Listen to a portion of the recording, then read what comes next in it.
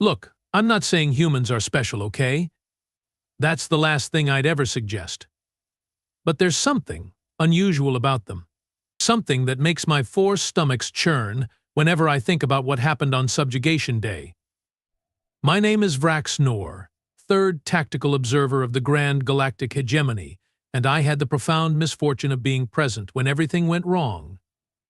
When one single, fragile, bipedal creature from a backwater mudball decided to change the course of galactic history. I should probably start at the beginning. Our hegemony has existed for 12,000 cycles. We have conquered over 300 species across 8 spiral arms. It's all very impressive on the recruitment posters. The process is always the same. We find a new civilization, demonstrate our overwhelming technological superiority, and then hold what we call the ceremony of acquiescence. That's where representatives of the new species kneel before the Grand Sovereign and pledge eternal loyalty to the hegemony. Simple, right? Everyone kneels. Everyone always kneels. Well, almost everyone. Report on the new species, Observer Nor, Grand Sovereign Zorak demanded, his voice booming through the command chamber of our flagship, the inevitable Dominance. His scales gleamed under the blue-white lights, polished to a shine that hurt my tertiary eyes. I stepped forward, data pad clutched in my trembling claws. Yes, Grand Sovereign, humans, a carbon-based bipedal species from the third planet of a standard G-type star. Technology level, primitive. Military capability, negligible.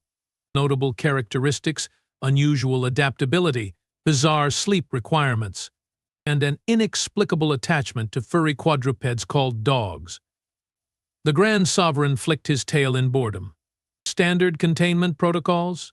Already implemented, Your Magnitude, Commander Plex Tool answered from my right. Plex always had to one-up everyone.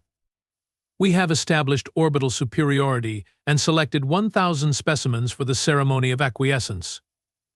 Good, Zorak rumbled, already losing interest. He'd overseen hundreds of these ceremonies. This was routine. Just another day of expanding the glorious hegemony. If only we had known. The humans arrived at our ship in their primitive shuttlecrafts. We'd given them precise instructions, bring 1,000 representatives, unarmed, wearing their formal attire. They complied, though their formal attire varied wildly.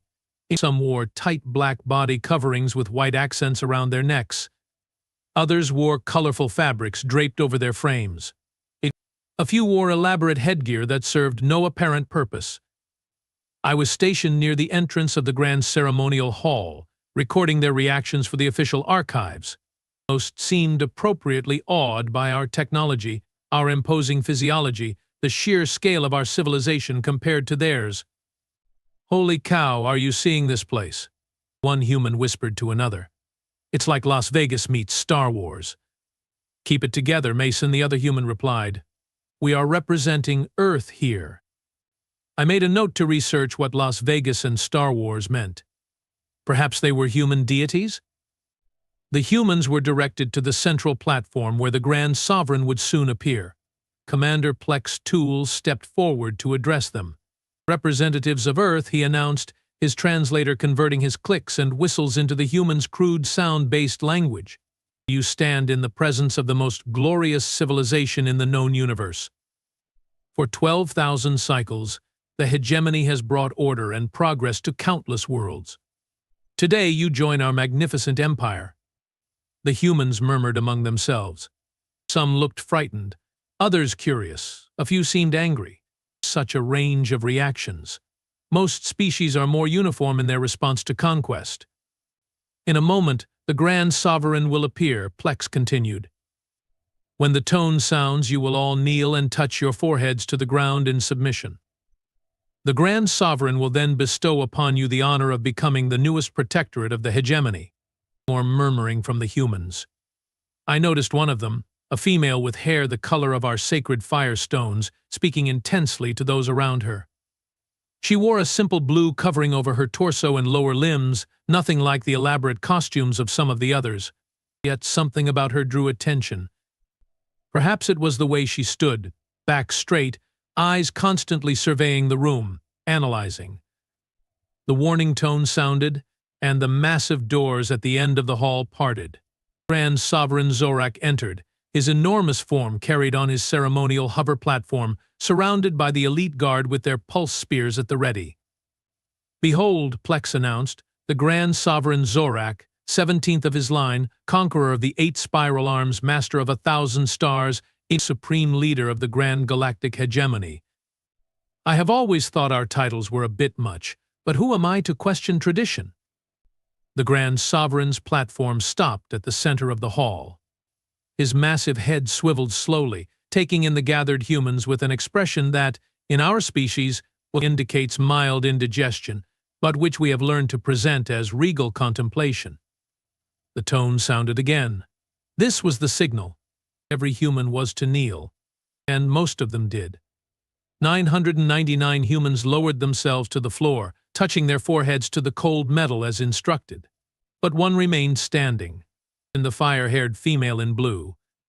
At first I thought she hadn't heard the tone, or perhaps didn't understand the instruction.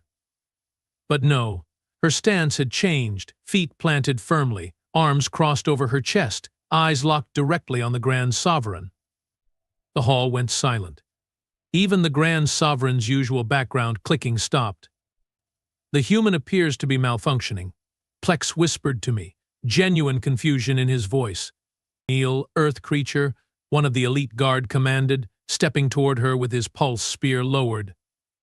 The woman I would later learn her name was Eliana Reeves spoke clearly, her voice carrying across the now silent hall. "No. No. That was it. Just no. Do you understand how unprecedented this was? In 12,000 cycles of conquest, no one had ever refused the kneeling. It's like refusing to be wet when submerged in liquid. It simply doesn't happen." The Grand Sovereign's mouth flaps quivered in shock. What did the primitive say? "I said no," Eliana repeated, louder this time. "I won't kneel." Several humans near her were frantically whispering, trying to pull her down. One man hissed, "Ellie, what are you doing?" "They will kill us all." "Maybe," she responded, not taking her eyes off Zorak. "But I'd rather die on my feet than live on my knees." Oh, the drama of it all. How very human. Plex rushed forward, mandibles clicking in distress. "This is most irregular. You must kneel." "It is the way of things. All species kneel before the hegemony." "Not this species," Eliana said. "Not this human." The Grand Sovereign's color was changing from his usual regal purple to an alarming shade of orange. I recognized the danger signs. He was entering a rage state. "Guards," he bellowed, "force the defective human to assume the proper position." 2 elite guards moved toward Eliana, their pulse spears humming with energy. The other humans cringed, some covering their eyes. What happened next still confuses me. The guards reached for Eliana, but somehow, despite our species being naturally faster and stronger than humans, she moved with unexpected grace. She sidestepped the first guard, grabbed his spear shaft, and used his momentum to send him tumbling into the second guard. Both crashed to the floor in a tangle of limbs and ceremonial armor. The hall erupted in chaos. Humans were shouting, but guards were rushing forward. The Grand Sovereign was turning an even deeper shade of orange, now bordering on red. "Restrain her," Zorak commanded. "Restrain her immediately."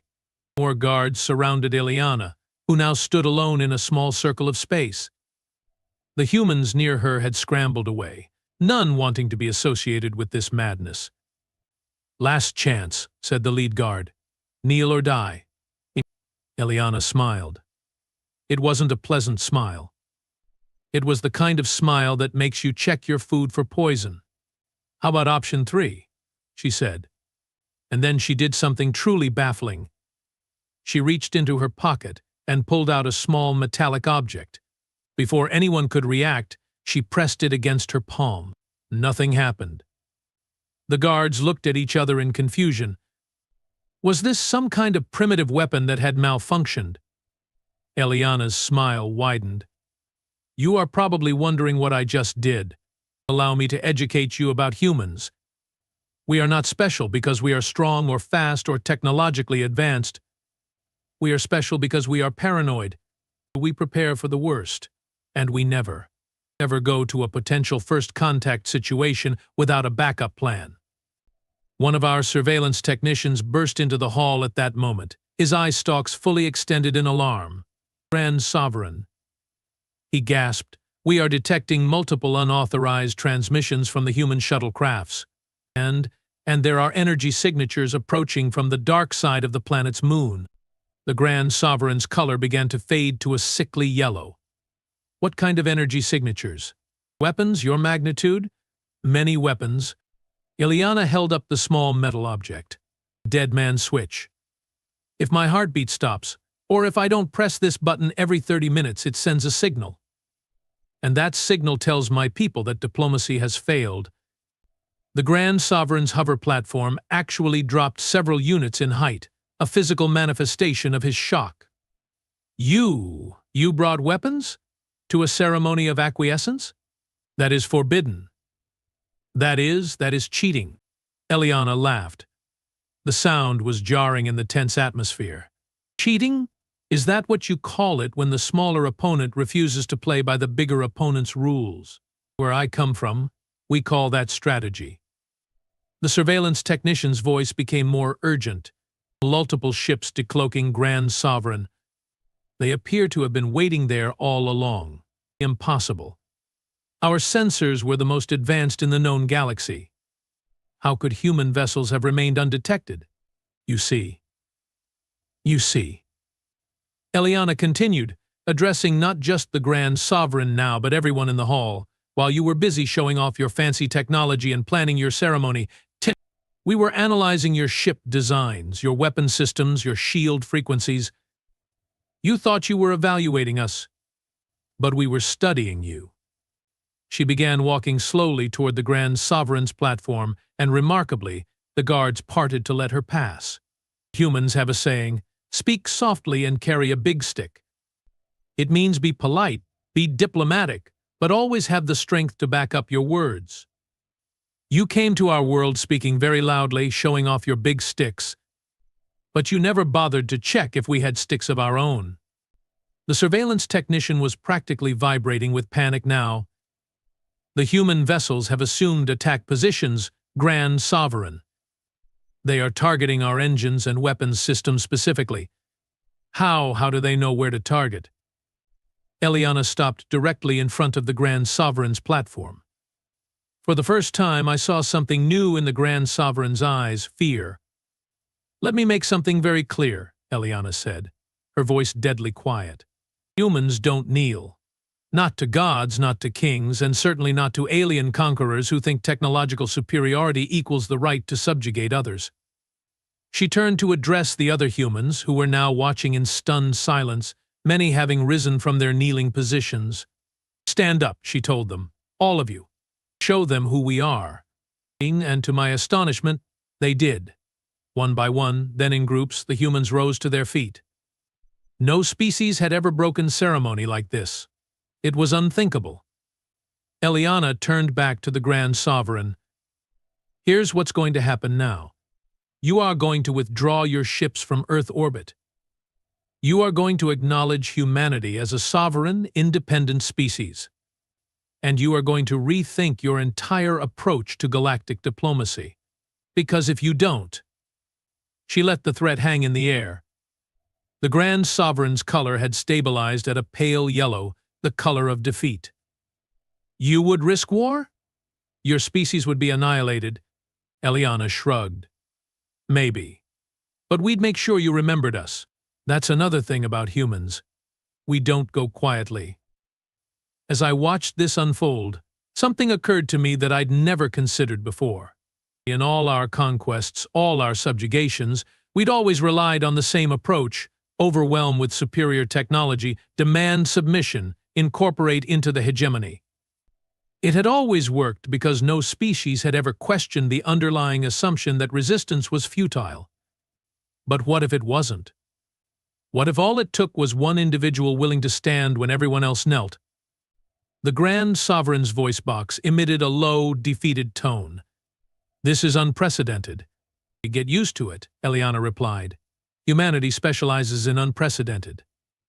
And that's when I knew. The galaxy was about to burn. You know what's worse than being on the losing side of a historical moment? Being the one who has to document it. As third tactical observer, my job was to record everything that happened in that ceremonial hall for the official hegemony archives. Which means I'm the one who had to explain how a single human female brought the mighty Grand Sovereign Zorak to his metaphorical knees. "This meeting will adjourn," the Grand Sovereign announced, his voice lacking its usual thunderous quality. "All humans will return to their transport vessels while we reconsider our approach." Commander Plex Tool's jaw hinges, nearly dislocated in shock. "But, Your Magnitude, the ceremony isn't complete. It's the protocol." "The protocol has failed us," Zorak snapped, his color shifting to a mottled green-yellow that indicated extreme distress. "Or have you not noticed the human battle fleet currently targeting our engines?" Eliana Reeves still stood there, that infuriating smile on her face, the dead man's switch clutched in her hand. "A wise decision," she said. "We will be monitoring your withdrawal. Any aggressive action will be met with immediate response." The Grand Sovereign's eye stalk swiveled toward her. "This is not over, human. The hegemony does not forget." "Neither do we," Eliana replied. "That's another human trait you might want to note in your records." She glanced at me as she said this, noticing my data pad. I instinctively clutched it closer to my thorax. Was I that obvious? The humans began filing out of the ceremonial hall, many of them giving Eliana congratulatory touches on the shoulder or back as they passed. Seeing physical contact as positive reinforcement, another bizarre human trait. As the last of them departed, the Grand Sovereign's hover platform descended until he was level with his advisors. I wasn't technically part of that inner circle, but in the confusion no one bothered to dismiss me. So I edged closer, recording devices still active. "How did this happen?" Zorak demanded, his voice now a harsh whisper. "How did they conceal an entire battle fleet from our sensors?" Chief Science Officer Kren Zelax, a gaunt figure with more cybernetic enhancements than original body parts, stepped forward. "Preliminary analysis suggests they may have adapted their shielding to mimic natural radiation patterns from their moon. It's actually quite ingenious." "Ingenious?" The Grand Sovereign's color darkened. "A primitive species outsmarts our most advanced detection systems, and you call it ingenious?" Kren's mechanical eye whirred as it adjusted focus. "They are not as primitive as our initial assessment indicated. Their technological development appears uneven advanced in some areas, behind in others. It's unusual." "What about the female?" Commander Plex asked. "This, Eliana, is she their leader?" "Unknown," Kren replied. "Our cultural analysis suggests their governance structure is fragmented, multiple nation-states with different systems. She may represent one faction, or she may be acting independently." The Grand Sovereign made a sound that approximated a sigh in our species. "Options?"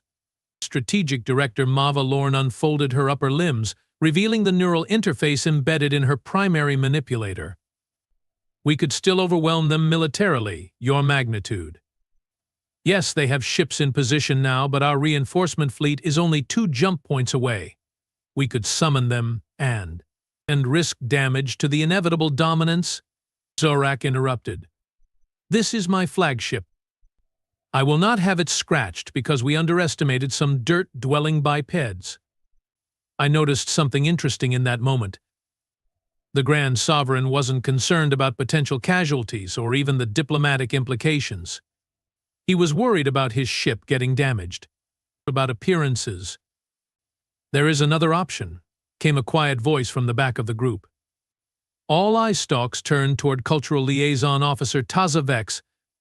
She was relatively young for her position, with scales still glossy from her recent final molt.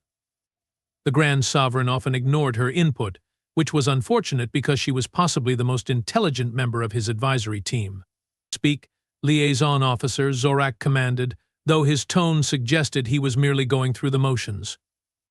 Taza stepped forward, her data pad projecting a holographic model of the solar system. "The humans have demonstrated unexpected capabilities, yes, but also unexpected restraint. They could have attacked without warning. Instead, they positioned their fleet defensively and attempted diplomatic contact first." "Your point?" Plex asked impatiently. "My point, Commander, is that they may be open to genuine negotiation." Taza's inner eyelids blinked rapidly, a sign of excitement in our species.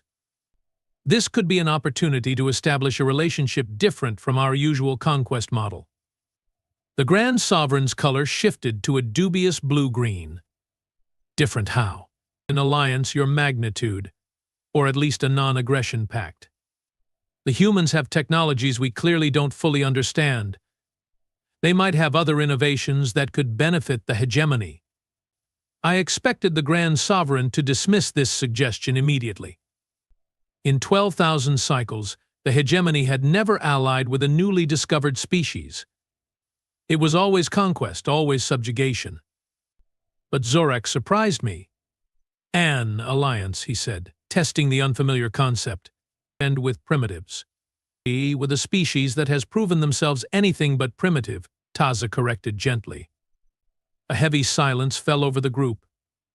I recorded it all, my claws trembling slightly. This was unprecedented territory for the hegemony. Finally, the Grand Sovereign spoke. "Prepare a communication channel to the human vessels. I will address their leaders directly." And that's how, 6 standard time units later, I found myself in the diplomatic communication chamber, witnessing another first in hegemony history. The Grand Sovereign Zorak speaking to representatives of an unsubdued species as equals. The main view screen displayed 3 humans. In the center was Eliana Reeves, now wearing what appeared to be a more formal version of her previous attire. To her left sat an older male with skin several shades darker than hers and short, gray-white fur on his head. To her right was another male, this one with facial features suggesting a different regional origin and wearing what my cultural database identified as military insignia. "I am Admiral Marcus Okafor of the United Earth Defense Force," the older male began. "With me are Captain David Tanaka, Tactical Commander, and Dr. Eliana Reeves, our diplomatic liaison." "Wait, diplomatic liaison? Not their leader?" I glanced at Plex, who seemed equally confused. The Grand Sovereign, to his credit, maintained his composure. "I am Grand Sovereign Zorak, 17th of." "We know who you are," Admiral Okafor interrupted. "Let's dispense with the titles and get to the point. You entered our solar system unannounced, positioned weapons platforms around our planet, and attempted to force our representatives into a submission ritual. These are not the actions of a civilization interested in peaceful relations." Zorak's mouth flaps quivered in indignation. No one interrupted the Grand Sovereign. No one. Yet, Okafor continued, "Dr. Reeves informs me that your science officer and cultural liaison have suggested a different approach. We are willing to listen." The Grand Sovereign turned his massive head toward Taza, who stepped forward nervously. "Respected humans," she began, "the traditional practices of the hegemony are deeply ingrained in our culture. For 12,000 cycles, what you might call years, we have expanded through the galaxy in the same manner. But perhaps it is time for evolution." Captain Tanaka leaned forward. "Evolution or adaptation because you realized we are not as helpless as you thought?" "Both can be true," Taza replied diplomatically. Ileana smiled at that. "Indeed they can. So what are you proposing?" Taza glanced at the Grand Sovereign, who gave a slight nod of permission. "A mutual exchange of knowledge and technology, trade routes, cultural understanding, and, most importantly, recognition of Earth as a sovereign, independent world, not subject to hegemony control." The humans exchanged glances. Admiral Okafor raised an eyebrow. and we are supposed to trust this sudden change of heart. Trust must be earned, Taza acknowledged. We propose a probationary period, a temporary agreement with clearly defined boundaries and expectations. If both sides are satisfied after one standard cycle, we can negotiate a more permanent arrangement. What followed was the most fascinating diplomatic discussion I have ever recorded. The humans were simultaneously cautious and bold, suspicious and curious, and they questioned everything, assumed nothing, and insisted on clarification of the smallest details. Most surprisingly, they laughed. In the middle of serious negotiations, they would occasionally make statements that caused the other humans to emit their barking laughter sounds. The first time it happened, the Grand Sovereign nearly called for his guards, thinking it was some kind of attack. Humor is an important part of human diplomacy, Eliana explained, seeing our confusion. It helps release tension. Fascinating, Taza murmured, making notes on her pad. After several hours of discussion, a preliminary agreement began to take shape. The hegemony would withdraw all military vessels except for a single diplomatic ship. Earth would be classified as a partner world rather than a subjugated territory. Trade would begin with non-military technologies and cultural exchanges. And most significantly, the ceremony of acquiescence would be replaced with a new ceremony of mutual respect for all future species encounters. As the details were being finalized, I noticed the Grand Sovereign growing increasingly agitated. His color kept shifting between resignation and anger. Finally, during a brief recess, he summoned his advisors. "This is humiliation," he hissed once the transmission was paused. "The hegemony does not bow to the demands of lesser species." Commander Plex nodded vigorously. "We should summon the reinforcement fleet. Show these humans the true might of." "No," Taza interrupted. All eye stalks swiveled to her in shock. No one interrupted the commander. "With respect, your magnitude, Commander, this isn't humiliation. It's adaptation. The strongest species aren't those with the most powerful weapons, but those who can adapt to changing circumstances." The Grand Sovereign's color darkened ominously. "You forget your place, liaison officer?" "On the contrary," Taza replied, her voice strengthening. "I am fulfilling my place. My duty is to facilitate understanding between the hegemony and other cultures. That's precisely what I'm doing." I held my breath. Challenging the Grand Sovereign so directly could result in immediate demotion, or worse. But something unexpected happened. The Grand Sovereign laughed. Not a pleasant sound, more like rocks being crushed together, but definitely laughter. "You sound like the human female," he said. "This, Eliana. Standing when protocol demands kneeling." Taza's scales flushed with embarrassment, but she held her ground. Perhaps there's something to learn from their example. The Grand Sovereign was silent for a long moment, his enormous head tilted in thought. Finally, he said, "Resume the transmission. Let us conclude this unprecedented arrangement." When communications reopened, the negotiations continued more smoothly. Within another hour, the preliminary agreement was complete. No subjugation, no kneeling. A new type of relationship altogether. As the humans signed off, promising further discussions once our ships had withdrawn to the agreed-upon distance, Eliana looked directly at the camera, directly at me, it seemed. "Change is difficult," she said. "But sometimes, all it takes is one person refusing to follow the old rules to create space for something new." After the transmission ended, the command chamber erupted in activity. Orders were given to reposition the fleet. Data analysts began calculating new protocols. Cultural specialists started compiling information for the upcoming exchanges. I was preparing to file my official report when I felt a presence beside me. It was Taza. "Observer Noor," she said quietly, "your recording of these events will be crucial for the historical archives. Make sure you capture everything accurately." I blinked my tertiary eyes in confusion. "Of course, liaison officer. It's my duty." She leaned closer, including how one individual standing firm can change the course of an entire civilization. Her eye stalks swiveled meaningfully toward the Grand Sovereign, who was issuing commands from his hover platform. For 12,000 cycles we have been conquering, she continued. Always taking, never sharing. Always demanding submission, never offering respect. Perhaps the humans have given us more than just a diplomatic challenge. Perhaps they have given us a chance to evolve. As I watched the activity around me, the hegemony adapting, changing, transforming before my eyes, I realized Taza was right. And it had all started with one human who refused to kneel. The galaxy wasn't burning after all. It was being reborn. In my 12 cycles as tactical observer, I have recorded hundreds of conquests, thousands of subjugations. Always the same story with different actors. But this was something new. A story not of conquest, but of connection. Not of submission, but of standing together. When I filed my official report, I ended it with a personal notation, something I'd never done before. In the face of overwhelming power, it is not technology or weapons that truly change the universe. It is courage. The courage to stand when others kneel. The courage to question when others accept. The courage to reach for understanding instead of domination.